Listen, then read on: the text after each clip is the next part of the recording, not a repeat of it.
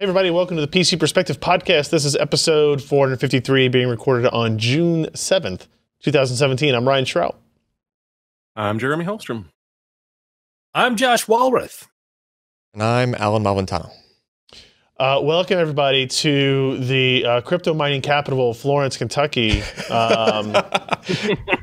where apparently while I was gone, every corner of the office now has multiple GPUs running coin mining and stuff like that. I don't know what you're talking about. We definitely have shut a couple of the systems off so we can record the podcast without blowing any breakers. White noise, etc. Yeah, you know, whatever. White noise is fine. Yeah. That just proves to people this is a real working environment. You know, like we're actually doing numbers are crunching work. Yeah. I don't even know what numbers are crunching anymore, but they're crunching. I don't even know. Like I'm more confused by the fact that we're using what's nice hash as the is kind of the intermediary. Very nice. But yet we get paid in Bitcoin, but we're not really mining Bitcoin. We're not mining Bitcoin at all. We mine whatever somebody pays us to mine. Yeah. Through a bidding system. This is so stupid. I know, it's confusing. This whole thing is idiotic. I spent the better part of a week understanding to create currencies that don't exist and probably won't matter in 6 months. And I still don't understand. What's this new one? Ethereum? Ethereum. Well, Ethereum's... That's been around. Ethereum's like the third most popular one next to Litecoin and Bitcoin. Ethereum is not going to be able to be mined soon. This isn't going to be our big topic of the day. I just want to ask you a question. What is the goal? What the cryptocurrency is like, what is the goal? It's like an anonymous currency, right? Yeah, but is the goal of Bitcoin, which is the biggest named one, right? Was to become a legitimate currency thing, right? Yeah. You could buy pizzas with it. You could go to stores with it. You could do all that other stuff, right? But it never happened. Hold that thought, because speaking of pizza, I know the pizza guy story. You know the pizza guy story? Oh, okay. I mean, we did the same thing here 9 years ago, where we were 7 years ago, where we were mining Bitcoin, and had we let those go, I wouldn't have this fucking job. I'd be somewhere else. So the listeners know. It could be $80 million, right? So the listeners know the first Bitcoin transaction was some dude got exchanged 10,000 Bitcoin so somebody can order like a couple of Papa John's pizzas for him or something like that, right? But the number was 10,000. 10,000 Bitcoins? Bitcoin were exchanged for a couple of pizzas. And today, 10,000 Bitcoin, well, one Bitcoin is what right now? $2,700. $2,700 for one Bitcoin. So multiply that by 10,000 and you have a really expensive. How can anybody think that this is? It doesn't matter. We're not going to talk about it. We're going to talk about it next week. We're going to have a story about this. Just get the money and run. Yeah, basically. Yeah, get your money while you can. So let's talk a little bit about, I don't know, the show we're on. PCPro.com/live. We record the show on Wednesday nights, 10 p.m. Eastern, 7 p.m. Pacific. And you can go there and hang out in the chat room and interact with us and see all these things we talk about for crypto mining, and I don't know what else we do. Random other topic you can of the see week. us try to figure out the technicalities of running a website in a podcast, a live stream every month or every week. If you want to come to those live streams, but you forget about them because you're very busy setting up your RX 400 series cards in an 11 PCI-E slot motherboard or something like that, you can go to PCPro.com/subscribe. You get this page here that basically asks for your name and your email address, and we will send you a notification when we're going to do a live stream. And not just for the podcast, but for other events that we might hold. Most recently, we had AimPad for analog keyboards. We had a really cool technical discussion about all that stuff as well. So PCPro.com/subscribe for that. And then we still have our Patreon campaign going. That is at patreon.com/PCPro. This is your opportunity, your method, if you want to contribute on a monthly recurring basis to what we do. If you like the podcast, if you like the videos, if you like the reviews we do, if you think that we should be able to keep people like Josh around, you know, for whatever reason, whether it be, you know, writing content or bathing, you know, things like that. These are all necessary. The bathing especially. So we appreciate everybody. This is all virtual. There's no smell-orama yet. You don't have to smell me. Thank God. Yet. Yeah. Yeah, we'll have to disable that if that ever, now, pops do up. we take Bitcoin? I don't know. You have to ask Patreon about that. I mean, if you want to send me Bitcoin, I mean, You don't even know how to get Bitcoin, do you? I don't know how to. I don't know how to get Bitcoin. I don't know how to do that. But I mean, the answer would probably be yes. So we do appreciate everybody who is a Patreon contributor to our site. It's extremely helpful, and it's definitely needed. If you become a new patron or increase your patronage during the stream, I will read out your email and name and thank you during the live stream, which we have one of currently, a new pledge of $3.99 from Australia's weak arse exchange rate. So $3.99. So $3.99. Thank you very much. What everyone should do is they should install nice hash on their computer, mine with their GPU, and then put that towards our Patreon. That's a good point. Sure. We're telling that, that seems perfectly reasonable. So like and when your GPU dies, we won't do anything about it. Correct. If your GPU experiences transistor evaporation, that's on you. Could we set up a wallet for that? I mean, we could. Bitcoin wallet? PC per Patreon Bitcoin wallet, and just have the code just I mean, it wouldn't public, be a Patreon at that, really. It would just be money, PC per money drop. But the code for that, the way Bitcoin worked, you could just... I bet you that website's available. You could just put that wallet ID out. Yeah. Legal or illegal services. Well, yeah. Legal only. So there you go. There's that. So thank you to Australia. I guess not thank you to Australia's weak arse exchange rate, but there you go. There you go. All right. So let's talk about stuff. First thing we're going to do is talk with Alan about how 3D XPoint phase change memory works. Hey, guess what? It's phase change. Now, I'm going to be perfectly honest with you, is I don't really want to walk through this thing where you've got a whole bunch of like sciencey terms and there's a freaking periodic table. You don't in like here. sciencey terms? I mean, look, I ain't in school anymore. Wait, did he what? put, in case you forgot what the periodic table looks like? I didn't say that, I don't think, did I? It's been a long time since I looked at a periodic table, and I wouldn't know the 16th column is where those particular... You know what? Before this article, I really didn't even know that columns corresponded to a particular group. I never actually really. like. Are you kidding? The noble gases. Well, I get that, but I didn't like all the middle ones. Like, who the hell Metals cared and about those? transition metal. I agree. Yeah. So I didn't know that the 16th one was chalcogenides. Damn American schools. Like that's just chalcogenides. Chalcogenides. Exactly. So 3D XPoint memory is the technology that powers Intel Optane and that Micron has announced is going to power future products of Quant theirs. X. Quant X is the brand they're using. So basically, Intel and Micron both have been very cagey about how the technology works. Just trying to maintain their competitive advantages and doing all that stuff. Indeed. So I would defer to you here and just say what's interesting about what I'm looking at here, I guess. So I just kind of wanted to walk our readers through first of all, like what's in there. Can we make a reasonable guess now that it's out, right? And we can. And then on top of that, and that the answer is phase change, right? But then on top of that is like, okay, what the heck is phase change, right? Because not everybody can wrap their mind around, okay, you could say it's a phase change thing, but you don't even know necessarily what that means or how it stores bits or whatever. Right. So what it basically boils down to is just a mixture of some of the, basically what's called like semi-metals or metalloids. As a group of elements in the periodic table. All right. Is actually in that periodic table, if you go to it, it's the yellow boxes there, right? So it's not a particular row or column. It's like a little cluster of them, right? And if you're into like semiconductor stuff or even just basic electronic stuff and you looked at what makes transistors work and like P and N material work is like you dope silicon or germanium with some other kind of material, like boron is one of them. And oh, look. Those three elements I just named are yellow ones, right? So those are all kind of like the group of things that you make semiconductor kind of things out of. Gotcha. But what we're not used to, understanding or even knowing exist is that other elements from those groups of the metalloids, the yellow group there, can like undergo and have phase change properties. In other words, different kinds of structures based on the temperature that element or mixture of elements seems to be is sitting at for different durations of time. Okay. And these mixtures of these things actually started out in things you would be familiar with, like CDRWs, DVDRWs. Okay. Those are the same kinds of mixtures of elements, or very similar.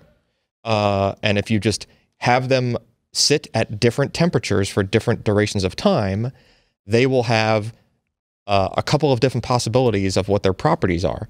So one of those is called amorphous. The other one is called crystalline. So amorphous is just everything's all mixed together. Right. Right? Like homogeneous, kind of like everything's nice, smooth mixture. Crystalline is just as you might imagine. Like if you were to break it, like crack the material in half or something at that point, it would have like a rough surface to it. Like when you break a really hard metal and it looks like it's really a fracture to it and has like jagged edges and, crystalline surface, right? So those two different states actually conduct differently. And so that's what phase change takes advantage of. So on the optical disc side, those two different properties, those two different states have different reflectivity. Right? Okay. So your laser, changed, bounced back or didn't, or bounced back less off of the surface, right? Versus if you were to actually put a couple of, voltmeter leads or test probes or whatever on that same material even, right, in the different states, they will conduct they have different properties of how they conduct, right? Okay. So when you basically, to make it super simple, if it's in the set state, the material is crystalline and it acts like a resistor. Okay. Put a little bit of voltage on it, you get a little bit of current. More voltage, more current. Linear. Okay. Regular resistor. When it's amorphous, it has a completely different property that you might have never seen a thing do. Like it doesn't look like a diode, it doesn't look like a resistor, a transistor. Basically, the voltage will increase to a certain threshold, and then all of a sudden, it starts to conduct. Only once you get past the threshold, okay? And then it acts resistive above that. Okay, Right. Thing is, it doesn't conduct at all. It looks kind of similar to like a diode profile, but it's really good at not conducting at like almost at all until it gets to, in the case of that chart there, 0.6 volts, right? Thing is, once it starts conducting, the very same material that is now carrying current is resistive. And if you put enough voltage on it, you can actually change the temperature of the material. If you hold the temperature at around 300 degrees Celsius, it will grow crystals. Okay. Okay. And then you can let it cool back down. Now it's crystalline. And now it acts like a resistor from that point forward. Gotcha. Never changes until you get it up to around 600 degrees Celsius, which you would just apply more voltage to it. The crystals melt away? The whole thing just melts. It's like an ice cube melts. Nice. And then if you let it cool off rapidly, it passes through that 300 degree range too quickly for it to grow any crystals. I see. So it freezes in the amorphous state, and now it's back to that, doesn't conduct until it hits a certain point thing, right? Okay. So now you can store bits. Yep. Cool, right? Then if you scroll down some more... Screw physical sciences. Materials are just magic. Dude, this is cool stuff, right? So you can skip all the other stuff I go into detail on different kinds of materials and whatnot, but you skip to the next page. And this is what actually is like the magic, the true magic for making Crosspoint a thing that you can buy and like workable in a largely scaled thing with a relatively high density. Okay. Okay. And that is the selectors. This is like the true magic of this technology. Okay. Because phase change, we've heard about it for years. People have been messing with phase change, junctions for decades. We've heard about it for a very long time. And that's that chalcogenide material. That's fine. You can make one bit out of it all day long. You can make a bit with a transistor to select that bit all day long, but it's still a very large, relatively large storage device. You can't fit a lot on a die. So we want to put a bunch of them together to make tight as possible, as dense as possible, right? And there is a crosshatch style design, which is like as dense as you can make connections, right? And that's that grid we're looking at. But the selector is the only way that makes it possible for you to put these things so tightly together, because we actually have like a schematic diagram looking thing on the left there. You have a very large number of parallel paths around the very specific crisscross point that you're trying to pick. Yeah. Right? and they all seem resistive, and a bunch of parallel resistive paths, currents will find their way around it, and you can't read the bit you're trying to read. There's too much other crap in the way, right? It's interfering with your signal. By using the same kind of material that stores the bits, except doping it or manipulating the compound in such a way where it will not store a bit, you can make a thing called a ovonic threshold switch, which basically doesn't conduct until the voltage hits a certain point, then it starts to, right? And then once it goes back down, it basically resets. And you can start the process all over again because it didn't turn crystalline. It didn't stay resistant, right? So Intel and Micron, for this crosspoint stuff, built those switches into each cell. So each cell is like two parts. You got the part that stores the bit, and another part that's very similar material, just a little bit tweaked, that doesn't store bits, but acts as a switch so that none of the parallel paths see any current going through them. Which, that's what lets you zero in on the bit you're trying to actually access. Gotcha. Right? Dude, this is all just PFM. It kind of is. It's PCM. So You're freaking magic. There's actually some other stuff about Crosspoint that makes it even cooler in the respect of, like, we had NAND flash. We were running into limits when you tried to put it all in planar flash memory. So people started to have to go to 3D because you can only store so many electrons in a thing without them leaking out. And like, if one leaks out, it actually changes the state of the cell. Like, it changes the data you're trying to read if, very few electrons leak. So basically NAND flash suffers if you try to shrink it too much. Phase change memory loves to be smaller because the smaller the junctions, the less material you have to change state. That ain't American. Not only that, it's a less amount of material that you have to heat up. Right? So it actually responds faster, et cetera, et cetera. Like, all those things pile on, and it gets better if you can have it small. So basically the reason we haven't seen phase change like mass produced until now is a company had to figure out how to make these junctions work with this switch or the selector and the phase change material right next to each other, right? And they also had to figure out how to shrink it down to about 20 nanometer size. So this stuff wasn't viable until it hit the node size that flash memory actually runs up against its limit with. Okay. Right? So it's like, that's good. Yeah. Pretty cool, right? And we actually have a picture in here. Tech Insights sliced some of this open since, of course, like, it's on the market now, so they could buy it, and they have electron microscopes and whatnot, so they could really dig into it. But what kind of saw do you need to be able to get that? I mean, I got a table saw in the lobby. Yeah, just table saw. We got a 16 gig octane thing over there on the desk. We can just, take it, hit the table saw, little magnifying glass, good to go.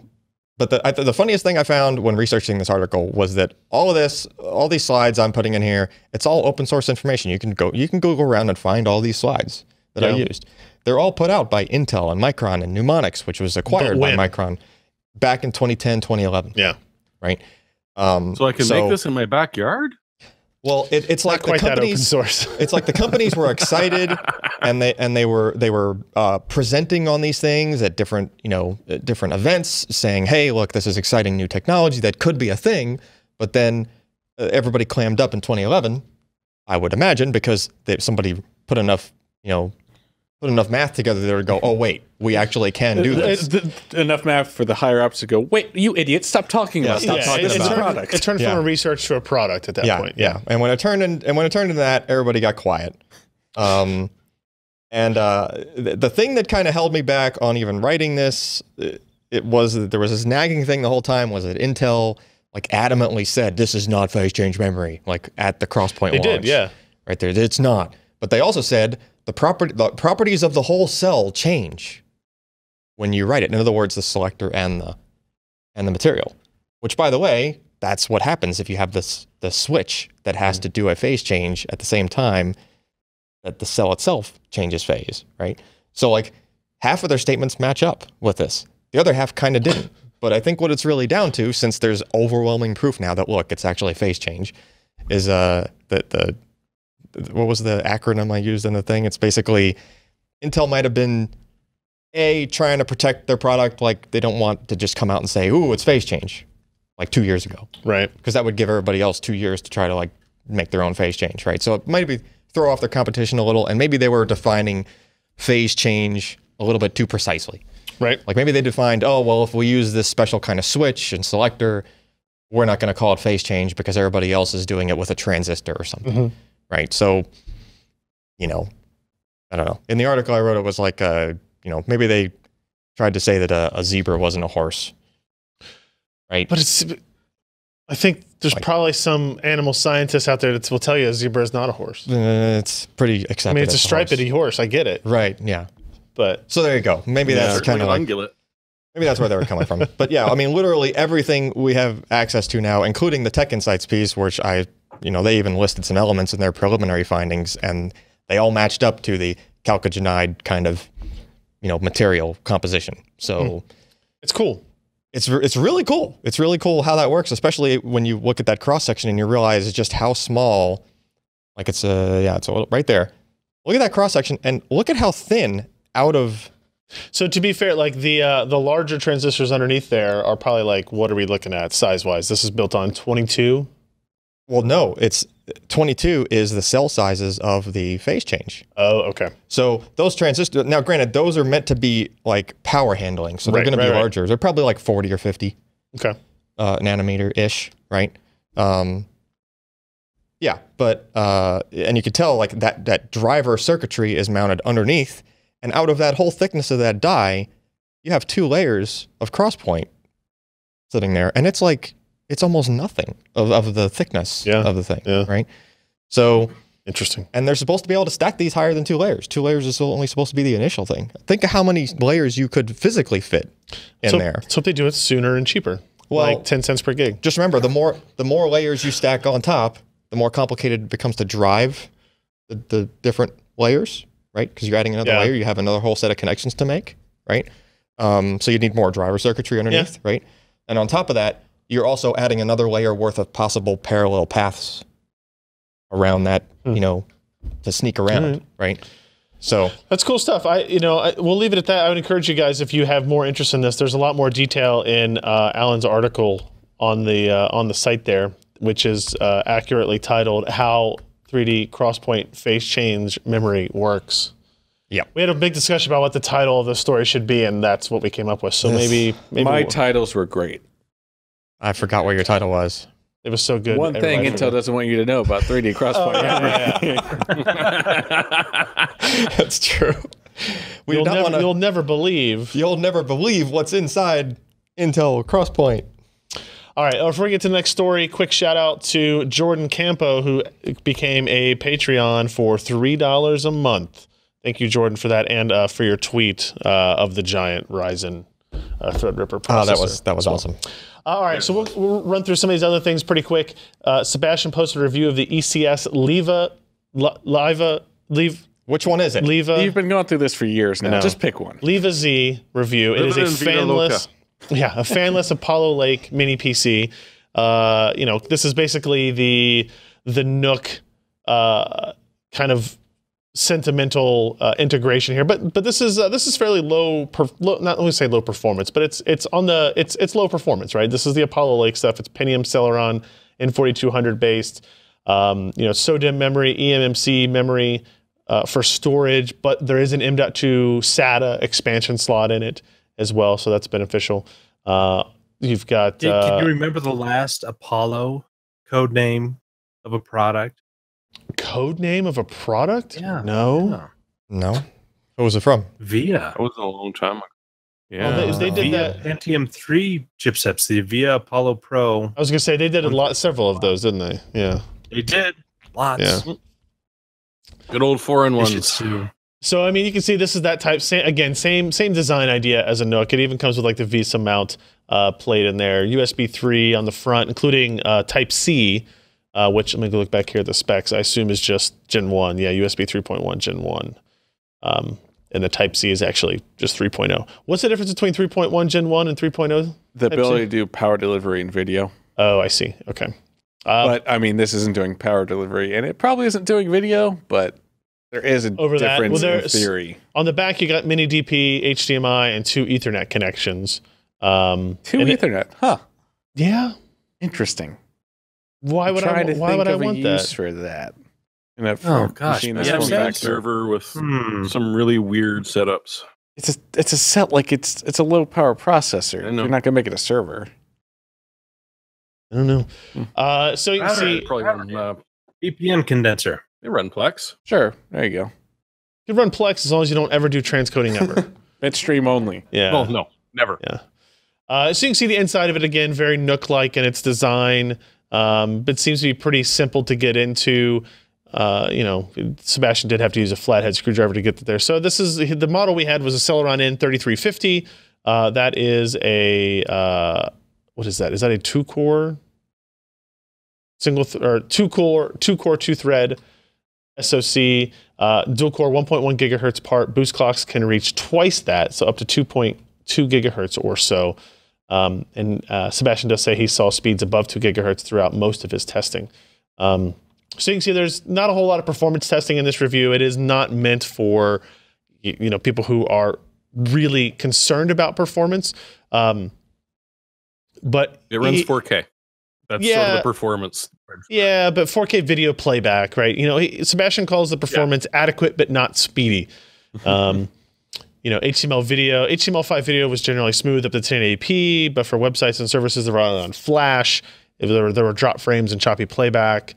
Though the 4K video playback did not result in any watchable video, regardless of format or container, so not 4K playback. So this is the entry level of the LIVA Z. So there may be some differences there.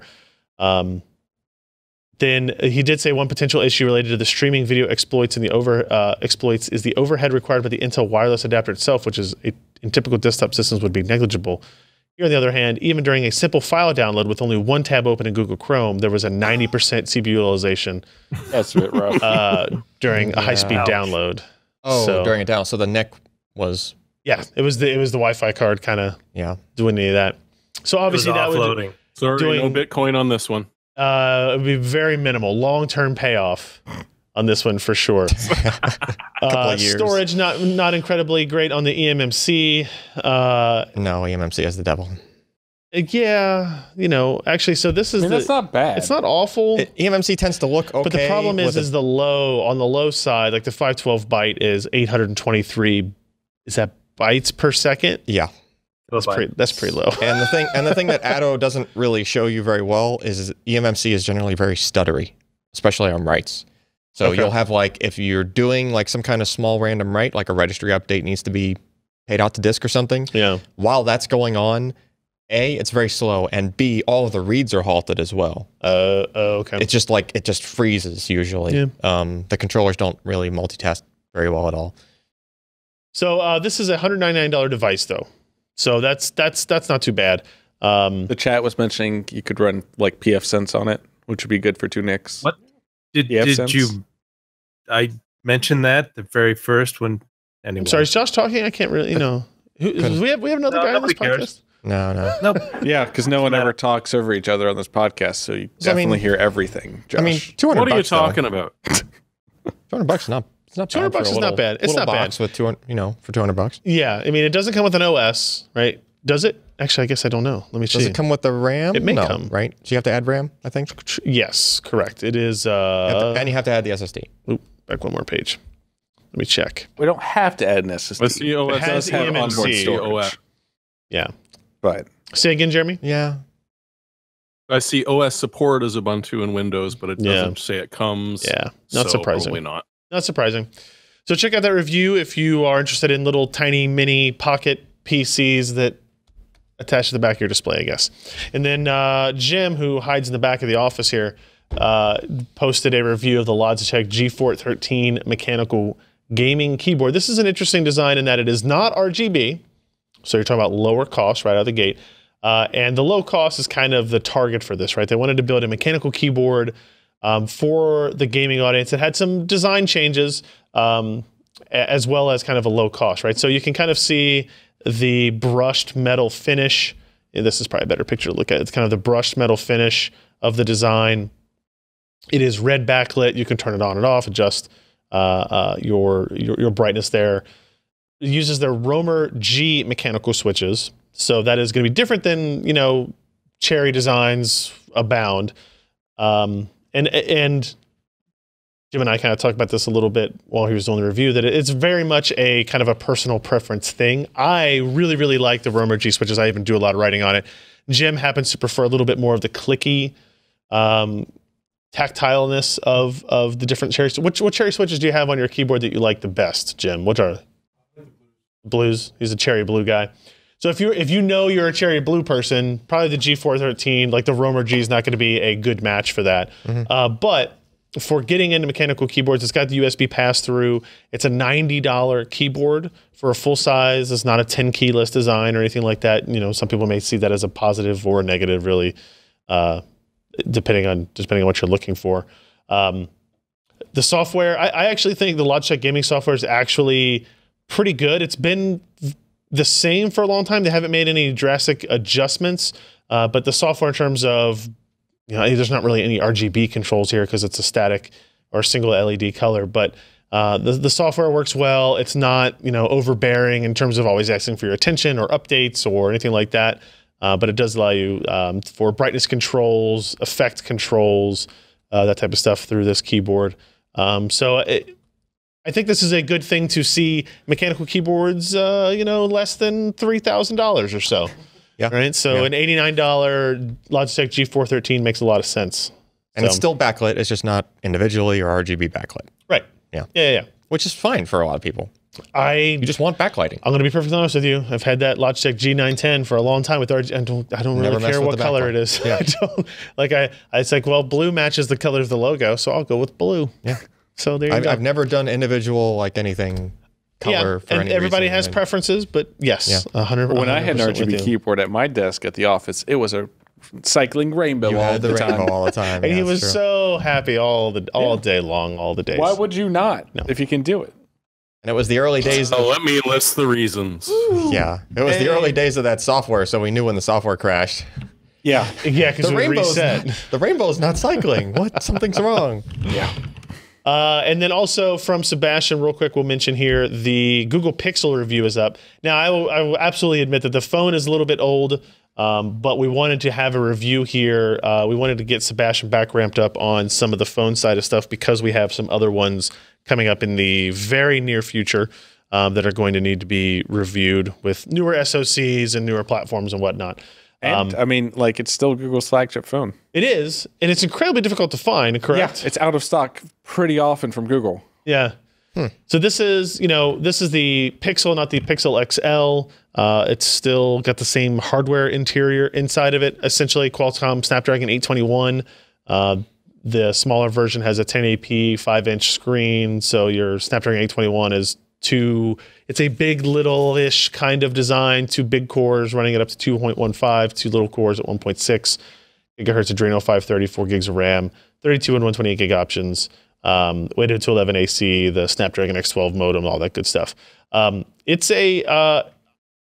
are still impressive phones if you can find them, both in terms of performance, features, capability. Look at this wonderful Chipworks breakdown of the pen-tile display. If there's one thing that triggers Sebastian, it's pen-tile displays. Yeah? Oh, yeah. It's not square. I'm excited. Wait, is this triggers good, triggers bad? Bad. Oh, okay. Bad trigger. But it's nice aliasing going on in there. Yes. Yes, there is. So, and actually, he's got some good pictures in here of close-ups of what the text looks like and what the effects of a pen-tile display actually are. It looks at camera quality, audio performance. That's a pretty good picture.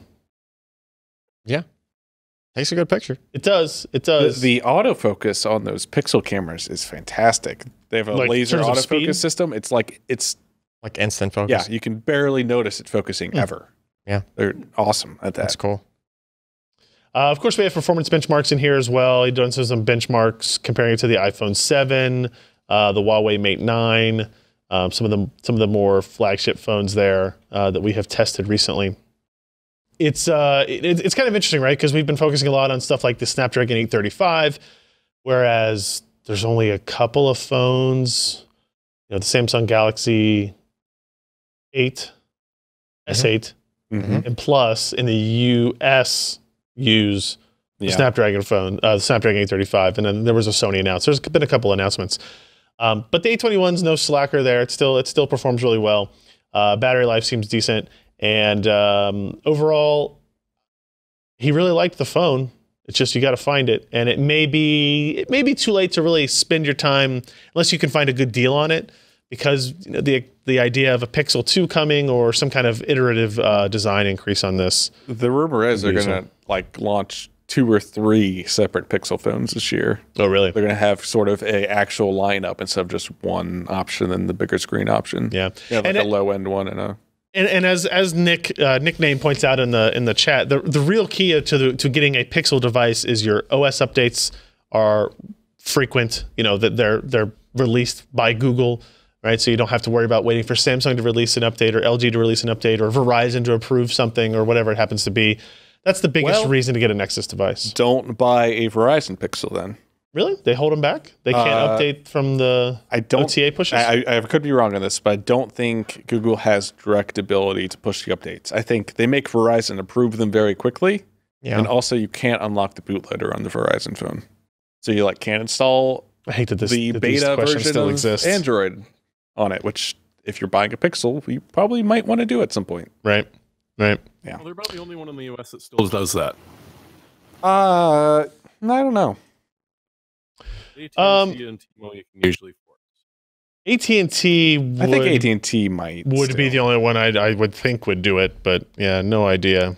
I was reading that the Android guys are supposed to be working on some kind of an API thing where you would have the base version of the OS that would get approved, like blanketly across FCC or whatnot, and then there would be like the carrier-specific little additions or whatever, or if they want their GUI or they want whatever other stuff, would like reference that API, right? Like common API. So that way, they're trying to make it so that the Android updates can be, you know, adopted way more quickly.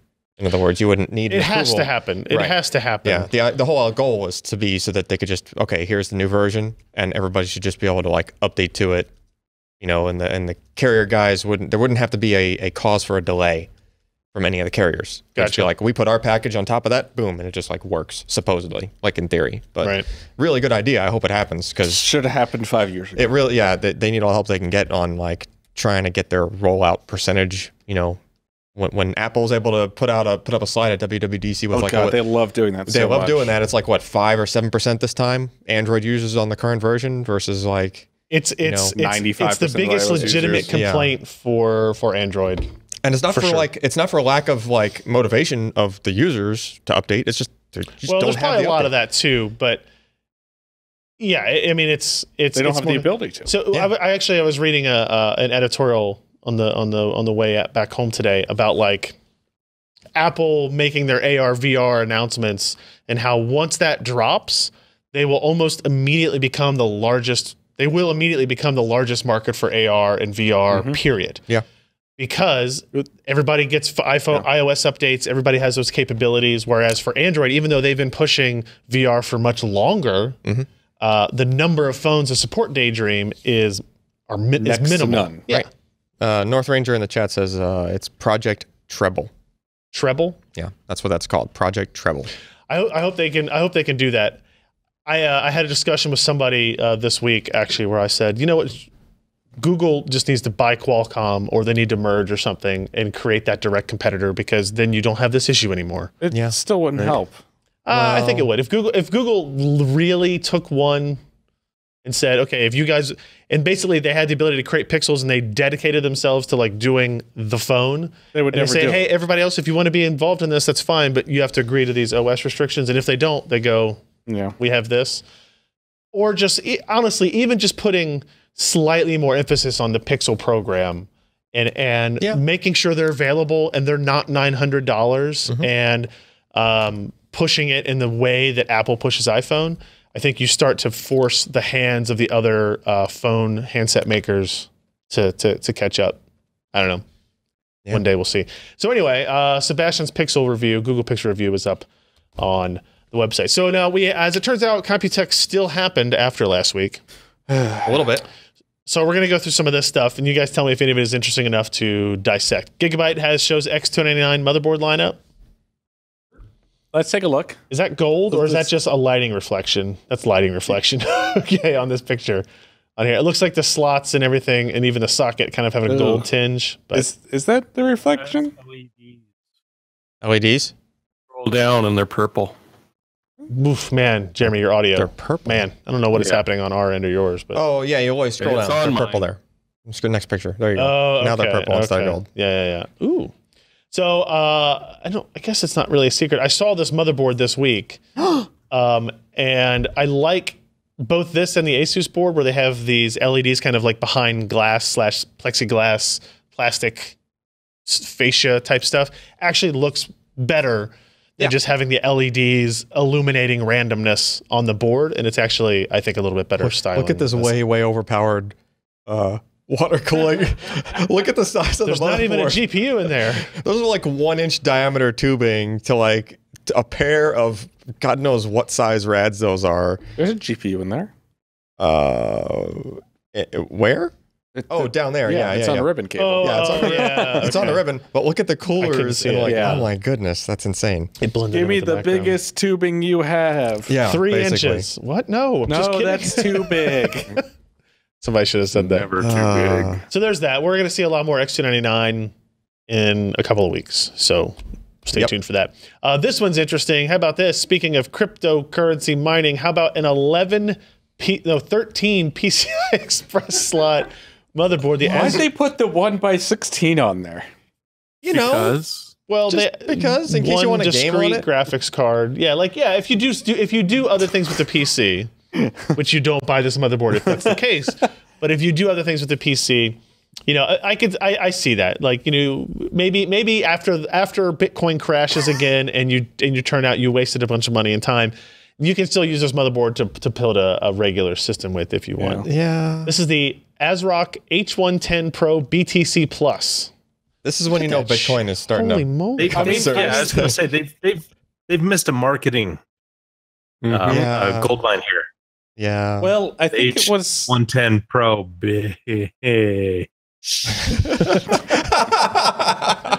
We can just call it that, the bitch plus. If you Exactly. I mean, the plus kind of looks like an H even, right? So it's, Yeah. So ASRock did this before. So this when is Bitcoin was interesting. Popular last.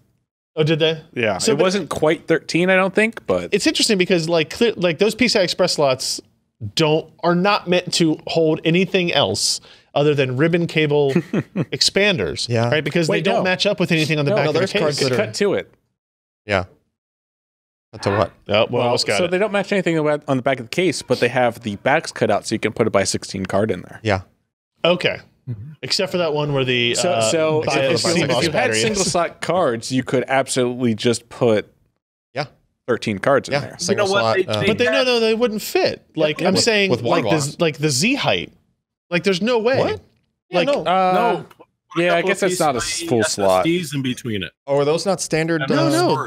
You can't. No, there's no way. Yeah, like those are so close you couldn't fit a single slot anything in there. Okay. And you could do that if you skipped every other one, but then you don't even know which ones match up with the back panel of the case. It might be every None other of them one. do, probably. It's maybe every third one does or something like that, but it actually skips every 2 spots in the chassis. Jeremy, you were going to say something? That's so funny. I was going to say I've got a big problem with this. Uh-oh. Go ahead, Jeremy. Go for it. I was going to say, okay, I got a big problem. Slot SSDs. Damn it. Oh my God. Hey, Jeremy, go. No. Already cut to you, Jeremy. You got to go. All right, fine. Put single slot SSDs in between the cards so you get a little bit extra space and run that storage thing, the distributed file system that pays you. Twice the income. Oh, yeah. Wait, there's a distributed file system that pays you now? Yeah, there is. Tim used to do it. It doesn't, it's kind of not worth it. Is this how the cloud works? Like $1 over 10 years. Is this how the cloud works? You get paid based on how much is actually being stored on your... You say, I have 2 terabytes on my computer to dedicate to people putting God knows what on there. Yeah, storage. STORJ. All right, Josh, you were going to say something? You know what? If you look at that picture, I'm looking. Put that back up. Look at all that empty space. Look at it.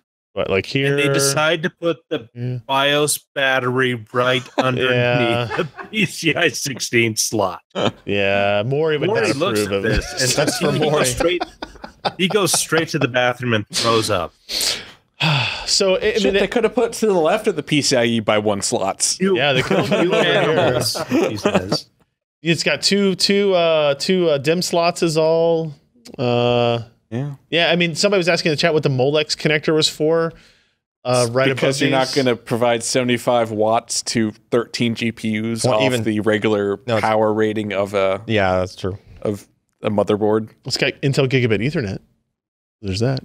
I don't think we don't have a particular news story on it, but it's worth noting that like there was the rumor going around of NVIDIA and AMD making Bitcoin like mining specific graphics cards and what that would look like. And this is an idea of what design changes. If you were going to make a graphics card specific for that, you would put as many GPUs on it as possible.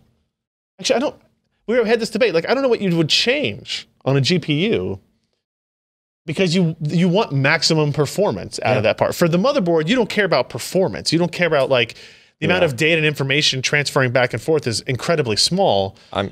Well, in theory, if you put many smaller GPUs onto a single board, it would help you cram them in. Like if you put a PLX chip and so if they had 2 to 4 GPUs, Polaris GPUs on a board. In theory, but now you're making so much heat that like fans, bigger fans, box fans, or water blocks. Yeah, water blocks are too expensive. My guess would be for the rumors of them making currency mining specific GPUs or cards, it's probably all wrong because by the time they develop something and get it out there, the chances of this being as big of a deal is minimal. Anyway, we'll talk about that next week when we actually talk about that particular story. But anybody have any interest in the Lian-Li raw copper radiators? It looks awesome. It does kind of look pretty good. Not gonna lie.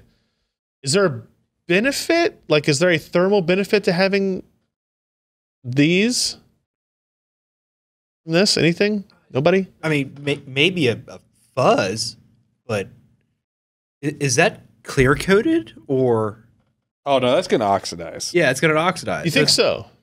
Oh, it'll turn. Yeah. That was my concern. It's going to turn dark like really quick. It'll still work. Yeah, it's just it won't change the thermal properties of it any if it oxidizes. Copper oxide. It looks steampunk as hell. It does look steampunk. Yeah. I mean, I think it's still going to transfer heat pretty well. I don't think the surface oxide really affects it that Tim much. points out like it's a nice aesthetic touch, but once it's installed in your case and sitting behind fans, that's true. Less noticeable of a Depends cool on effect. if you have. If you only have fans on the top, then you need like clear white LED backlit fans or something, and So that was also there. I do agree. It looks cool. But it's from Lian-Li, so my guess is going to be extremely expensive. Yeah, that's a lot of copper. If I were just to guess on this one, and then moving past X299 because that's old school news. Let's move on to the X399.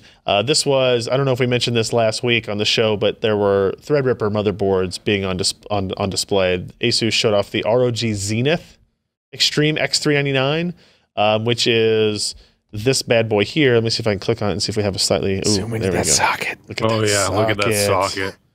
Oh my lord! It's not quite a dim in length, but it's damn close. My God, you're right. It is. The whole socket's almost as big as the DIMM slot. So you can make really nice sized pancakes on that. Yeah.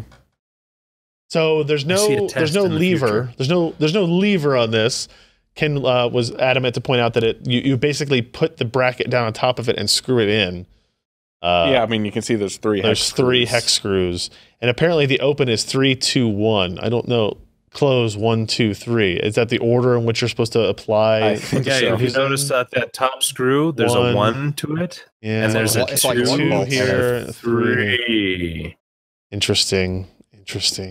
That's weird. It's a little weird. So I wonder when you get a socket that size, so you can't really change. We can't rotate the orientation 90 degrees because then you don't have room for DIMM slots or power delivery. There's this riser card here, which is probably the ASUS DIMM.2. Yeah, it looks like it. Yeah. Which was meant to hold M.2 slots. Get it, guys? Get it? But when you get to this length, like, if you want to have a top PCI Express slot that starts just below the back panel, you know, your connectors, cooler's going to be running into it. your cooler's going to have an issues with it. And then you also have like how much space up top is there for power delivery, right? Like it looks like there's 8 phases up here. But when you're talking about a potentially 160 plus watt TDP processor,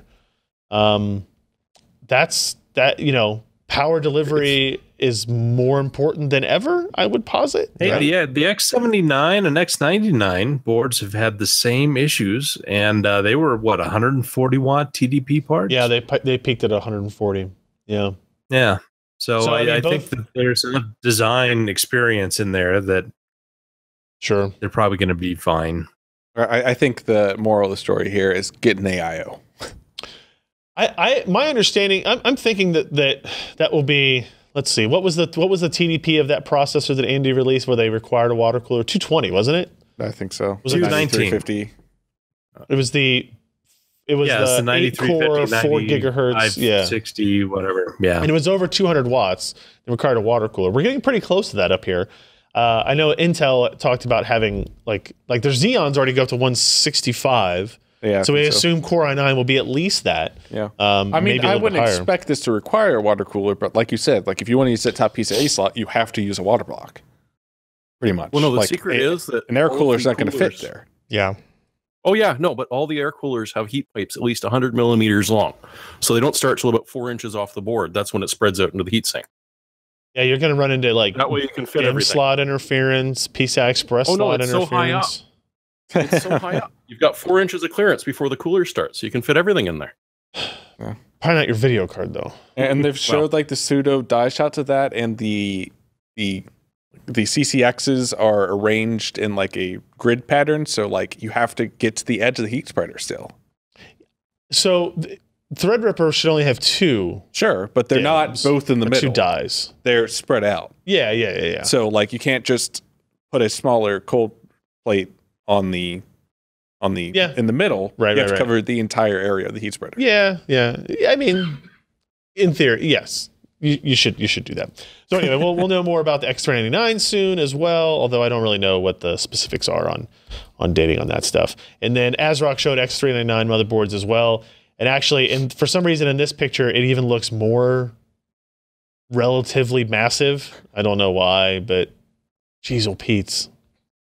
They have more clearance to the first PCIe slot. They do, and I wonder. So that also could mean that they're not utilizing the. Well, no, it is still directly below the external connectivity options here. But it looked like the ASUS had a heat pipe over their power distribution on top of it, and it scooted it down by a couple millimeters. Yeah, and this is also 8 phases up here, up top. So I don't know. It'll be curious to see. I think ASRock announced a board with 10G on board. The next 399 board with 10 gigabit. Good. Which is cool. You can use some of those PCI Express lanes with that exactly. For sure.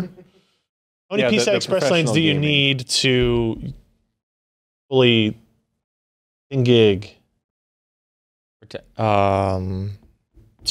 lanes of PCIe? I think they usually buy 4 cards, but I think they usually have 2 ports, right? Yeah, that's something. I think you only need 2 lanes to fully saturate that, but no word on what the pricing is going to be on these. I'm very curious to see like what the X399 platform will be compared to like X299 platform in terms of cost and feature set. Because Intel's, the board partners have a lot of experience on the Intel side. They're all kind of starting from scratch here on the AMD side.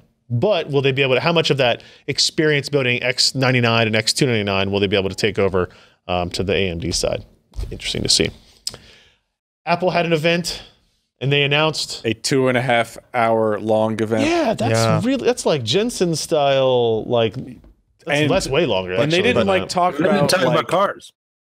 Yeah, they weren't taking their time. They were cranking through. So I didn't get to watch it, but I talked to somebody who was there, and they mentioned that like there was a lot of stuff. They didn't linger on anything particularly long because they did their OS and they did their stupid speaker and they did. It was easy to tell, like the first or second person that was up there talking were like speed talking. Yeah, like they were intentionally like just talking quickly. So like I said, I didn't watch it, but I can only imagine that the spiel for the speaker was, "Do you love Siri?" It was the opposite. It was, you want You want good sound, and oh, hey, it also has Siri in it. Like, they're not pitching it as Siri first. They're pitching it as a speaker first. iPod Hi-Fi 2.0. Yeah. So they announced a updated MacBook line. Is this correct? So what changed in this, Ken? I mean, you could call it an updated MacBook line, I guess. So it feels like when did they do the? It was like 8 months ago. The Skylake was fairly recently. Okay, 8 months ago. Okay. So if you scroll down to the chart, the tablet, essentially at least in the MacBook Pro line, if you just took last year's chart and you replaced the 6 after the processor, the 6 in the first of the processor, and changed it to a 7, there you go. Yep. And then they added like one model or something. Didn't they add one more in the middle or something? No. They reduced the price of the MacBook Pro 13-inch without function keys by $100. Oh, yeah. But they also introduced the 128 gig option at the low end instead of 256. So they didn't really lower the price. There's a lower entry, but it's 128 gig SSD. That's crap. Yeah. That's so. I mean, I assume these are slightly higher clocks. It's 200 megahertz across the board. Okay. So the move from Skylake to Kaby Lake gets you a little bit more performance. Did they change any of their battery life claims or anything like that? You know what? I didn't actually look at it. Graphics on the MacBook Pro 15-inch actually get a decent bump, where they started with the Radeon Pro 450 in the base before it. It's now the 555, and the 560 is the upgrade option. They had 3 SKUs before. So these parts don't exist for anybody except Apple, by the way. Yeah. So take that for what you will.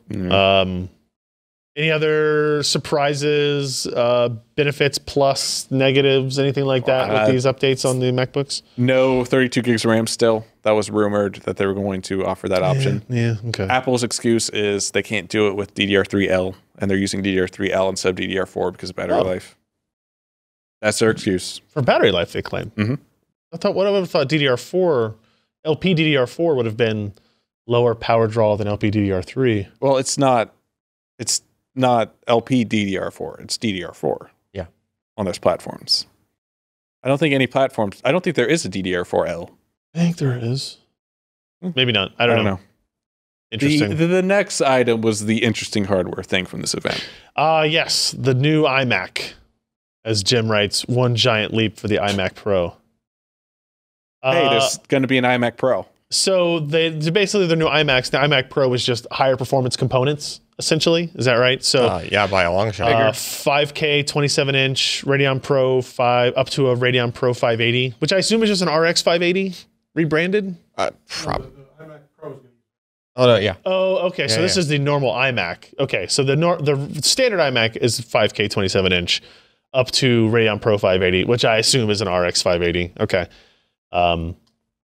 Except that Apple can't release these yet because they can't get enough RX 580s. I'm going to buy all these iMacs. They actually literally announced a product with an RX 580 in it because they announced their external Thunderbolt GPU development kit so people can develop VR applications on Macs, which don't have VR. Is that what those giant ugly black boxes were? Yep. That I saw pictures of next to MacBooks? Yeah. Yep. Okay. So they're officially supporting external graphics in OS 10 now, or Mac OS, Mac OS now. And they're shipping them the developer kits with 580s. And they're all going to start mining. So so VR optimized. So they also announced support for VR. It looks like they've taken some of the things that NVIDIA and AMD have been working on, improving the display pipeline, viewport arrays, system tracing, GPU queue priority, debugging for stereoscopic visualization. All those things make sense. It's supported for the HTC Vive is where it starts at, right? Yeah, no mention of Oculus. So the iMac start at $1099 for 21-inch, go up to $1799 as a starting price for the 5K. That's not so bad. Yeah, I think that's a price reduction, screen. Jim, right? On the low end, it's a reduction. The $1099 is? Okay. Yeah. I mean, just the idea of a 5K display... It's $1,000 alone. So. Yeah. And so it seems okay. I mean, yeah. The iMac Pro is interesting. Is it the same size as the iMac, like depth-wise, or is it a little bit? I think it's a little bit more guppy-ish in the center. Like it's. They have this profile shot. It's redesigned. It's not the same case. Yeah. I mean, it can't be. No, it's because it's got the twin blowers like that. Up to an 18-core Xeon processor in it. Yeah. And it's going to use Vega? Mm-hmm. Yeah. And it has like a vent out the center of the back. Yeah. As the iMac. They touted the iMac Pro as the same great design as the iMac. Okay. It's like, I mean, it's the like same ID. it's like the outside design, basically. So is the iMac Pro not available at all until December, or is it only available with the 18 core later in December? Okay, not at all till December. It's the idea that they could put an 18 core Xeon, which is probably 180 watt TDP, and a Vega GPU, which is probably a 200 to 250 watt TDP, depending on what performance level they go with, into an all-in-one that looks like that. Yeah, is damn impressive. It is. Unless it sounds like a freight train or something, which I can't imagine Apple would do, right? That's not really their MO. I mean, it had like vents along the bottom edge or like just above the bottom. I mean, they show this picture, you can't see in that picture, but I mean, you see the blue is the cooling, right? And then you see hot is the expel. So there's actually vents out the center of the back. Yeah. Right. So for as expensive as it was and as upgraded as it never got, like the Mac Pro had the new Mac Pro, the trash can has very hot components in a very small space. Yep. And it wasn't loud, and it was a well-designed piece of hardware. I would absolutely expect this to be that. Yeah, I would too. It starts at $49.99, and that's not with an 18-core processor. No. That is with the 8-core. Yeah, starts at 8-core. 1 terabyte flash SSD. I don't remember the RAM. 10 gig Ethernet. 4 USB 3 / Thunderbolt 3 ports. And Vega in there. Even with the 5K display. Yeah, Vega in all of them. Okay. $5,000 actually isn't too bad. I bet once the X299 platform and Vega come out, I think if you build a PC, you're going to be in that neighborhood. So it's probably going to be $1,000 more expensive, but for the Apple tax, we already know that the 18-core part is $2,000. Well, we're not talking about the 18-core. We're talking about the 8-core. Oh yeah, that's a good point. Yeah. So the 8-core, the 8-core. I built a current X99 8-core machine. Yeah, and it was like $4,500. Well, the other thing too is that it's confusing. Yeah. But I mean, and realistically, there's no difference, right? And if anything, usually the 8-core parts on the Core i7 line would be higher clock than the Xeon parts, right? So yeah, because the 8-core processor in the Core i7 family is $599. The 18-core Xeon is 145 watt TDP, which is why it might work better in there. Well, yeah, the Xeon is running at a lower clock speed than the Core i9 part. So that's how they can get away with some of the thermals. Well, I mean, you're talking about a 30 watt delta that you just brought up, 20 watt delta. Now, the 18-core I expect to be $20,000 or something stupid like that. Like, they're going to absolutely kill you on that one. But $5,000. So the 5K display, which you can get in a $1799 regular iMac, right? You can buy the 5K display for. Like, I'm just trying to figure out $1,200, I think, $1,200 maybe. For $499, it starts with a 1 terabyte drive, NVMe flash. Yeah. It will have some version of Vega, but they're not talking specifics yet, so we don't know if it's the same Vega across all the Mac Pros. They only said like Vega up to 16 gigs of memory, I think, or maybe up to 30. I don't remember. And then one of those, at least in the video. Yeah, they did say 11 teraflops. Yes. It actually looked like you could upgrade the RAM in this one. You can't. They said today you can't. Really? Mm-hmm. The graphic sure looked like it was. This graphic looks like you would be able to. There's like dims. It's not user accessible. There's no door to get to it. Like sure, there's no door. Everything's user accessible. Yeah, but then you have to take the glass off the front panel with suction cups. Oh, it's Jim glued? says it's glued. How do you know that? You get dust behind it, like. Yeah. It's not friendly. So it's just like, hey, I don't know. Yeah. I don't know. It seems more expensive than it should be, but you're saying it seems relatively close. So maybe there's truth to it. It also is interesting because it's putting it in December, which is a long ways away, guys. Yeah, that's 6 months from now. They announced a bunch of products that'll be available in December. What else? That speaker, the super speaker. I mean, isn't there going to be another keynote before that? Yeah, I mean, they're supposed to be. They'll announce iPhones and probably a watch. It's like, hey, all that stuff we talked about 4 months ago. 3 months ago? Yeah, we're doing that. Oh, and by the way, iPhone. All right. So that's the iMac stuff. Thank you for pre-ordering. Yeah, thank you.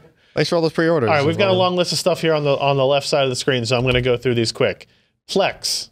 You love it?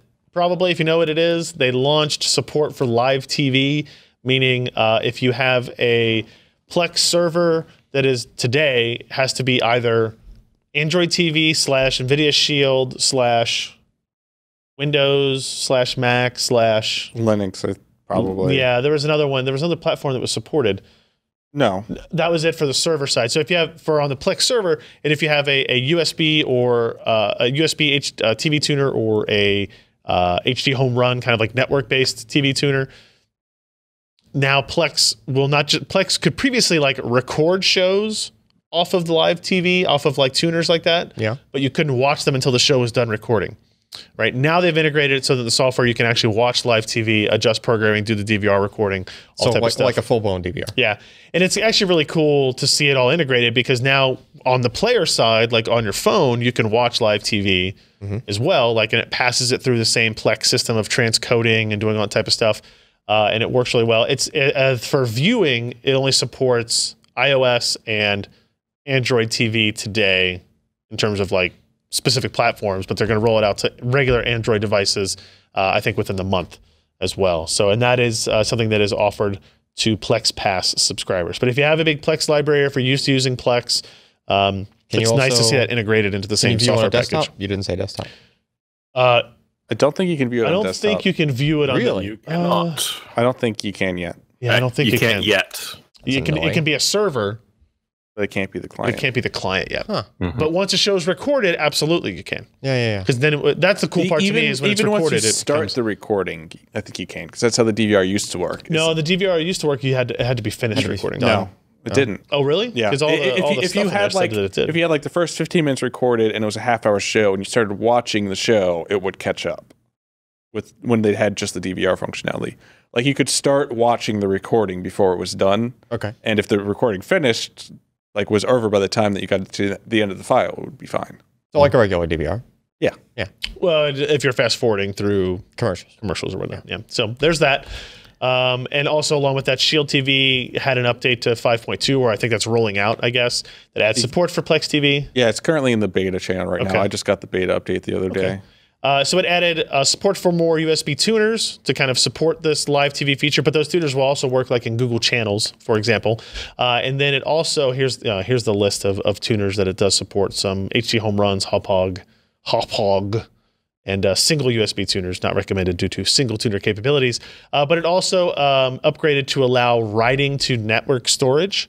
Before, it could only read from network storage. So if you had a big array of content, you could stream in to your thing, but now it can record out to it. So if you're recording TV on a DVR or whatever, now you can actually utilize the network attached storage. It was annoying because if you want to host your Plex library, you want your Plex server to be the Shield, which is always on and hooked up to your TV, right? But you want the storage to be on your NAS with a bunch of storage. You still had to have local storage on the Shield to build the media cache, the database. Right. So you'd have to plug in a hard drive to your Shield to get it to serve media on the NAS. So now you don't have to do that anymore, which makes sense. Very cool. Yeah, so we'll be talking about that more in the near term future as well.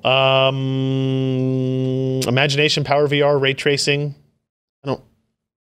Scott wrote this up. There was a demo that was done using UE4's Vulkan renderer. Okay. So that's kind of an interesting application or interesting newsworthy item here that it is using UE4 Vulkan. It's two major advantages of ray tracing images. Scott walks through this. Rather than applying baked cube map, simulates metallic objects. Second advantage is arbitrary lens effects. So yeah, basically that was a demo from GDC in 2017. They just released the videos of those. So if you're interested in that, Imagination would like your support, I think, now after all the Apple stuff. So keep that in mind. ASUS has X370F gaming. I guess that sounds weird when you say it like that. It sounds weird when you read it in your head too. X370F gaming and Strix B350F gaming. Anything special about these motherboards, Jeremy? These are for the Ryzen processors. Yeah, obviously. well, we're pretty familiar with the Strix boards by now, I think. Yeah, and these ones carry on pretty much the exact same thing. You've got their Supreme FX audio. Of course, you now have proper HDMI 1.4b support, which is nice to see. Nice. Both have M.2s, but the X370 has significantly more SATA, pretty much as you'd expect. Right. 3 PCIe, 3.0 16 buys, you know, and support for Crossfire and SLI. So it's your good old Strix. It's cool that like the B350, which is the lower cost version for this platform, still like looks like a nice motherboard, right? Like just in terms of styling and whatnot. But honestly, all they really did was dump a bunch of SATA ports off of it. Yeah. Everything else is pretty much the same, including the Aura RGBs if you want them. I want everybody to understand that as I read this title, I had to think for probably four or 5 seconds, which processor is this chipset for? Yeah, this number thing. We could potentially have 2 parallel B350 chipsets that do not work with each other. Yeah, if the rumors are gen correct of a Z370 and if the rumors of an 8th gen Intel with B350 at the end of the summer is true, it's going to be a shit show. Oh, fun times, everybody. Won't be that far off either. No. All right. This news story is interesting. And I know, Josh, you did some reading on this as well. Jeremy did the post of the extreme ultraviolet lithography is the hope of reducing process size below current size. And it looks like it's all around, man. A 5 nanometer chip that, as far as I can understand, was printed on paper. Right, Josh? Yeah, pretty cool. No, not at all. No, I wrote up a bigger thing than this. This is just the essential news post that they talked about, that they have achieved a 5 nanometer, or, you know, so they say it is a silicon nanosheet based processor. So instead of having FinFETs, which are essentially a channel surrounded by 3 gates, if I've got that correct. Yep. And now they have totally enclosed it, so it's like a rectangle with 4 gates all around it. That's what the nanosheets can do. They've utilized EUV to create this. There are many questions. We can go over this, more thoroughly next week with my. Unless you just want me to do it now. No, it's fine. We can do it next week. I think it's interesting. First of all, I love photos of inside fabs that are all yellow. I think we saved this, but I want to dive more into this and see. Transistor tech is interesting. Man, this looks like something out of like a 1960s sci-fi like illustrated book, right? This is where the aliens live, clearly, and these are the underground tunnels. It is. Yeah. But yeah, 3D XPoint and GAFET on the same day will make people's heads explode. I'm going to say crosspoint so that Alan's head doesn't explode. Yeah. It's all right. And chalcogenide. It's not chalcogenide or chalcogenide or cacao. Cacao. Before I forget, I do want to say we did get another patron who added their pledge from $3 to $4. That is an increase of $1. King of Cache, Harami Gelstrom just edited their pledge. Harami he is the King of Cache. Gelstrom, King of Cache. $4. And I had to read. I will say I had to read the second half of his name, the Jeremy Hellstrom joke, to understand that I was supposed to say cache instead of like you didn't spell it phonetically? Instead of cache or something like that, like a hillbilly version of cache. But you know, everybody's got to have their own thing. Here's an interesting rumor: Windows 10 Pro, a new edition, is purportedly being planned in a leaked slide for Windows 10 Pro for workstation PCs, and it has 4 advertised features: Workstations mode, REFS, SMB Direct, and the ability to use up to 4 CPUs and 6 terabytes of memory. Oh God! Finally. So they're just taking like the server, the enterprise server, like kernel, and they're just taking those limits and they're just porting it over to what would otherwise be like a regular like Windows build without all the server service stuff built in for like when you first started up, and it's like, what do you want to do with your server, right? So I'm a little bit. On the plus side, it's not NT.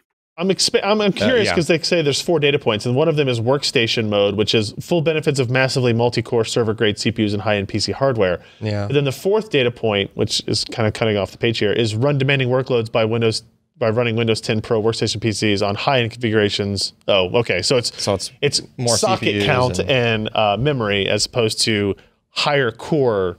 I think those are pretty much the same. But what's REFS? Resilient file system. Meaning? It's NTFS on steroids to be super like fault tolerant. Is it slower, faster? Is it going to be slower because it might be a little bit more overhead? Depends on if the disks are fast.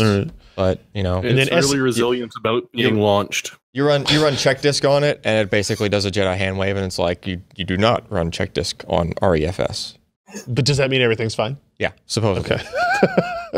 Like if you say I can't run it, and then the shit's also broken. It's supposed to anything that could possibly need to be fixed. It's supposed to do on the fly, like continuously. And what's SMB Direct? What are the benefits there? Samba Direct. So like, facilitates file transfer between PCs with high speed, low latency, and low CPU utilization. I mean, it's probably just a newer, beyond 3.0 version of Samba, I would imagine. Unless they're doing some kind of iSCSI / Samba hybrid mix thing. I don't know. I hadn't read about that yet. I don't know. And so that'll be interesting. So that'll be probably not inexpensive. No, not at all. It uses RDMA. Oh. Is that remote DMA? Yeah, that's the same stuff we were talking about with the Micron. The big server thing that they were doing with the NVMe over. Apparently, it's been in Server 2012 and R2 and stuff like that. So it's not necessarily a new feature, but yeah, remotely, access NVMe directly across the other system by just. But it probably wouldn't be just for NVMe; it'd just be for storage stuff in general. Yeah, I mean, it's for probably just anything you'd use Samba for. It's lower CPU overhead. Oh yeah, way lower. Yeah, cool. And our last news story, Micron announced a push, basically their planned availability for GDDR6. This was, Tim wrote this up for us. Micron's graphics design team in Munich was able to achieve impressive 16 gigabits per second in their high-speed test environment. They did that on on a meaningful sampling of its mass production. GDDR5X silicon, which makes the feat more impressive. Now, I will say, as you look at this graphic, they put GDDR5X and GDDR6 kind of in the same grouping. Yeah. So I don't really understand. I guess I don't know what the benefits are of 6 over 5X. They don't make it clear in that chart. They do not, and I don't know if they make it clear in any of the text. Maybe they mean that both could scale effectively to the same bandwidths or something. I mean, 16 gigabits per second is high, and significantly higher than what we're at today. Like NVIDIA is running at 11 gigabits per second. Yep, is their highest kind of out of the box performance speed. Yeah, but that's with a lot of parallelism as well, right? Like, or is that just single die? Yeah, each die is doing 11 gigabits a second. Oh, okay. Yeah. No, they're running at 11,000 megahertz. Okay. Essentially. Yeah. Effective. Effective, yes. So GDDR6 will have a new larger package, faster base sort speeds. So GDDR6 will start at 12 gigabits per second as opposed to G5X starting at 10. And it's moving to a dual channel approach with channels that will have half as many I/O links. So G5X had by 16 and by 32, while G6 will be by 8 and by 16 per channel. Josh, anybody know the benefit of that, of decreasing the I/O link? Less lanes, less data lanes so it'd be easier to drive, but you'd need more dies in parallel to get the same. Yeah, that's to get the bandwidth that you'd want to get the bandwidth, right? Like I was trying to think, there's like no fundamental change here that would make that. I mean, as you get higher in your clock rates like that, the more of those lanes that you have, the more data lines you have, the higher the power consumption. Because it just requires more power to drive things at a faster frequency, right? So I gotcha. It's probably just down to like how much power can we get into the chip in a typical package versus, driving X number of lines. So probably just like, all right, something's got to give and we got to cut the lines in half. Goes really fast, but you need twice as many chips. Right. Which doesn't sound like a solution to the problem. I guess it depends on what the problem is you're trying to solve. Well, it's also how many dies per package are we talking about? Right, and that's another thing too. Yeah. And I mean, you could also actually talk about more granularity of memory accesses with 6. Okay. I mean, so you've got the same amount of packages, but but you're chopping down the actual access to dies in half the lanes, but you've got double the dies and per package. In theory, you can design a memory controller to have a higher granularity for those packages. Am I making sense here? Does that make sense to you? I mean, not knowing if it does it, it seems like a reasonable assertion. Yeah, I mean, you've got 256-bit of memory controllers instead of each being 2 by 128. You're gonna have 4 by 64 or 8 by 32. But you've got to design your GPU with the memory controllers to be able to handle that. So you're not talking about probably more chips. You're just talking about more kind of dies per module. Maybe. We'll see. All right, so let's finish this show up by getting to our hardware software picks of the week. Here's mine, everybody. You prepared to be wowed? Wowed. How about this? The Flowtron. How does that cover a half acre? It's tiny. Electronic insect killer. Because they can see it from a half acre away. How quick is a Bitcoin mine? I don't know. I'll find out tonight when I hook it up. So I probably hook it up tonight. In 1986, my family bought one of the older versions of this and put it up. Oh, they were awesome. And we all got folding chairs out and sat around as dust came about to watch it zap all the mosquitoes. It was glorious. So until that moth came around and you all got showered by bug bits. That's we true. Didn't care. We all did the oohs and ahs of the fireworks when the moth came in. Yes. So my daughter happened to get she is overtly allergic to mosquito bites. Like they get big on her. They even welt up. They welt up. They get like water and stuff underneath the scab sometimes. And she got bit like right on the corner of her eye. Oh, that's like the worst. On like the weekend, like right here. And so the next day she woke up, eye completely swollen shut. Could not open her eye at all. Felt awful. And I vowed at that moment, I went on a Facebook chat. I put on a Facebook chat. As my witness. My Grafta's hammer. I said, I went on a chat with all of my neighbors, and I said, I want to apologize in advance. And I sent him a picture of my daughter with the eye. I said, because of this, I will have the largest, most elaborate mosquito-killing devices in my yard from this day forward. Interesting thing. The X-Nate on the flamethrower? You couldn't find any lasers? No. Also within reasonable cost frames as well. Sorry, I'm a line. So also I found out mosquitoes aren't attracted to UV light. No, they're not. So how do you attract them to the Flowtron? Is it ionized? You feed it your own blood, don't you? You could do that, or instead you could get these packets of attractant, which are octanol. Yeah, which is essentially like a pseudo carbon dioxide. So apparently mosquitoes are attracted to your exhalation of breath. That's how they find mammals. So is that like artificial CO2? Yeah. It's weird. So I had to not only get a bug zapper, but I had to get some tricks to lure them in.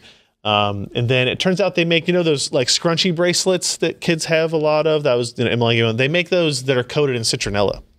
So they smell awful. That's not going to help much. I like the smell of citronella. Citronella's not. I like the smell of citronella. I do. Weird. So now she's wearing those when she goes outside. So prepare to die, all bugs. Bring that up again. I love that second warning. Scroll down. Which one? What was the second Scroll one? down. Put finger in. Down. There it is. Recommended not to be used within 25 feet of area intended for human activity.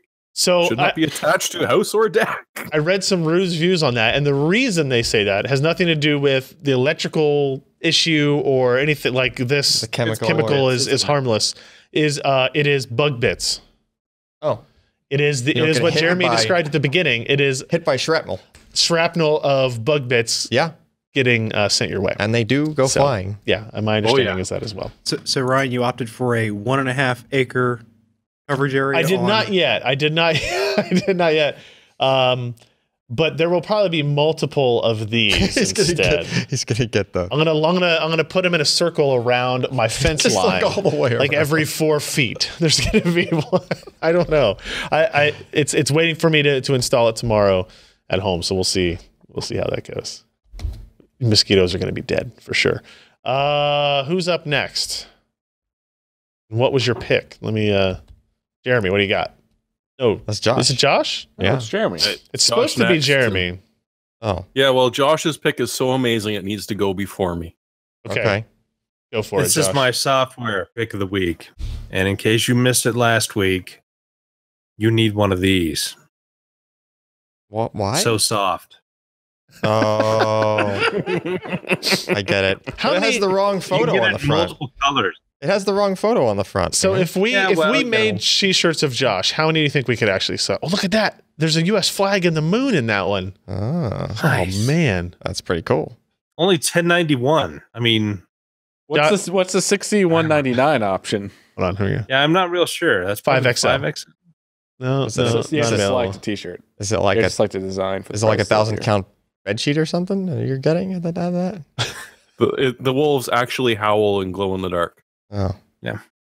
I don't know. Josh, you want to be T-shirt famous? No, no. Okay, all right. Can I sell your likeness without your permission? Probably. Sure. He doesn't care about his likeness. Oh man. All right. So who else is up? Jeremy, what do you got for me?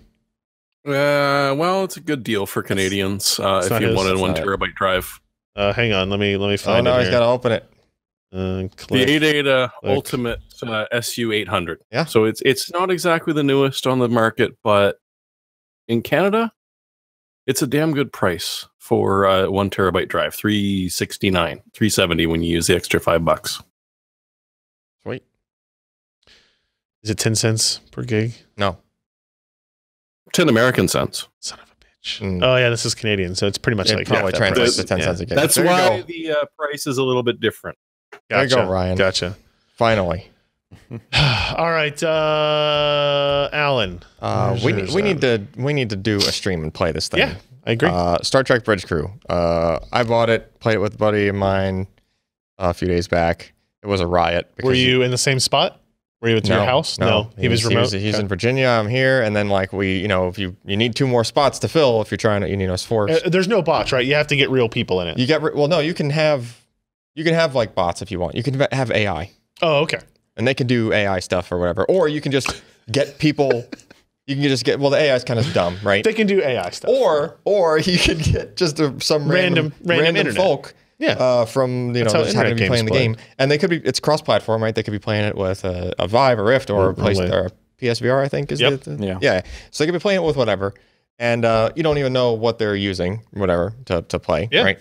But I will tell you, you get some comical interactions when you put random, possibly redneck people.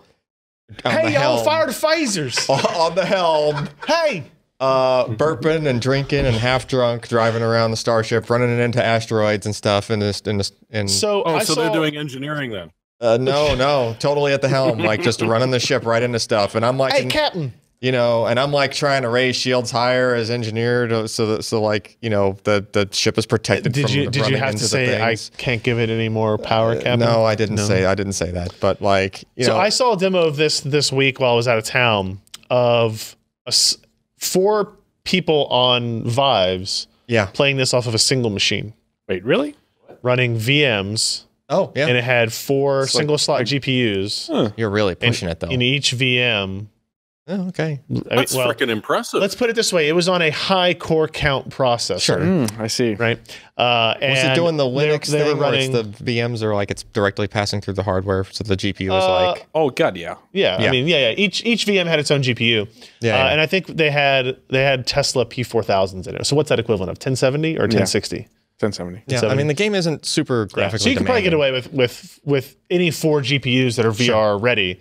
We were talking about it earlier this week. We have 2 Vives, 2 Rifts, and 4 PCs with GPUs in them. We won't be sitting next to each other. But so is this Vive and Rift? Yeah. Oh, okay. And PSVR. Oh, okay. Which I thought it was only also on have somewhere around Rift here. for some reason. Okay. Yeah, so I mean, it's a lot of fun. It looked neat. And I just, you know, and if you follow any of the stuff for, I know Ryan, you're not a Star Trek guy, you're a Star Wars guy, but like if you've been watching Star Trek for any period of time, like the kinds of things you hear them do in the show where you're like, I wonder how that would actually work. Like, you know, reroute power from this to that or whatever on the ship. Like you can actually do it. And I didn't even know, like, is it fun though to do? It's fun. Yeah. To me, like, it seemed like this could be great because I've like never watched Star Trek. I'm gonna be in there. Like you can kind of you risk damaging random systems like the engines or whatever, but you can actually like kind of overclock them. You can reroute stuff from the power from the shields to the engines, and the ship actually goes faster and maneuvers quicker. Like it's interesting. But nobody's actually flying the ship. Yes, someone's flying the ship. There's a helm. They're like controlling. Yes, you grab it's kind of like a joystick. It's a little arrow. It's like a D-pad that you virtually hold with your finger on the screen and move it up and down. Oh, sure. I just wondered if it would be like fun more than a couple of times. I've heard some stories of people getting on there and having the most fun when it's just random people playing. Well, not just the random people, but there's like some small subset of campaigns or whatever that you go through. Right. And they're kind of scripted, right? So if you just play a given thing, it's just going to be the same thing with just different people or whatever, right? But there is just a random, like, roll of dice and just random crap will happen. Yeah. Among us of the subset of things that can happen, you know, it's kind of limited, but it's, you know, it's enough to where there's variation and you can not know what's going to happen, like getting into it, right? Right. Like they're telling us to go check out this system over here and you don't have no idea what's going to be there when you get there, right? So does it use LCARs or are you just flipping switches? Okay, so that's actually, I think, the coolest part of this game. There is the modern version, not LCARs, but like the spun-off version of the more recent movies of the consoles. Where alternate timeline. Yeah, the alternate timeline where you actually have it's to the point where there's actually like holographic kind of like screens that are just popping up showing you stuff to like above the panel, right? So it's not like the Star Trek style LCARs, the next generation stuff. That's not in it. I wish they had one for that, but it's like the new stuff, or if you really want to go retro and you can do Kirk. You can do the original series style where you actually, if you don't pull up the help thing that shows you what button is what, it's because think of the original series. It was literally a panel that they just put some like different color like light bulb switches all over, right? There were no labels for them. And there are no labels on anything. Yeah. They all actually have functions in this game. You could theoretically memorize what switches did what on the panel to like make the ship do the different things, which is, I just think, hilarious. Just a panel full of just random colored buttons. How many times have you played it? Because I wanted, in the same way that I like to drive backwards on the racetrack. Oh, great. Yeah. I would go do just hit on all random, the buttons on the hit thing. random buttons. Yeah. It'll do random stuff and make the ship do random things. You could, you know. Yeah. And then as I rage quit, I'll be like, Star Wars rules, click. Right? That sounds yeah, call me when we can do a Mon Calamari Star Cruiser and we'll hook up then. When you can do the Kessel Run? No, it's not. You can't. 21 parsecs or something like that, you know. 4 parsecs. I think it'd be, 21 is what I would do it in. I think a Millennium Falcon style version of this would be amazing. Yeah, we can have as many people. Well, you can have 3. You got the gunners. You got the 2 gunners. guns and the 2 people driving. Yeah. Somebody could be a droid going back and forth, running into walls and stuff. I'd do that. Yeah. But that could be so phenomenal, like of a game, right? And actually having to do stuff like in Star Wars universe, like I gotta go and cool universe. There you go. So if you have a VR headset, smuggle stuff give in the it a Millennium shot. Falcon, right? Go on smuggling runs. That would be amazing. All right, so let's end the show, everybody. We'll be back next week. We'll have things to talk about. Blah blah blah. Words. I don't know. Words. PCPer.com/podcast. Go there and find all the links to the stories we talked about. The hardware picks. If you need a mosquito killer, you need a T-shirt, or whatever, you can get those links there. Otherwise, we'll be back next week, I guess. So see you next time. I'm Ryan Shroud. I'm Jeremy Hellstrom. I'm Dash Walrath. And I'm Alan Malventano. Annunciation. Bye. If you enjoyed this content, consider supporting in-depth technical content by contributing at patreon.com/PCPer.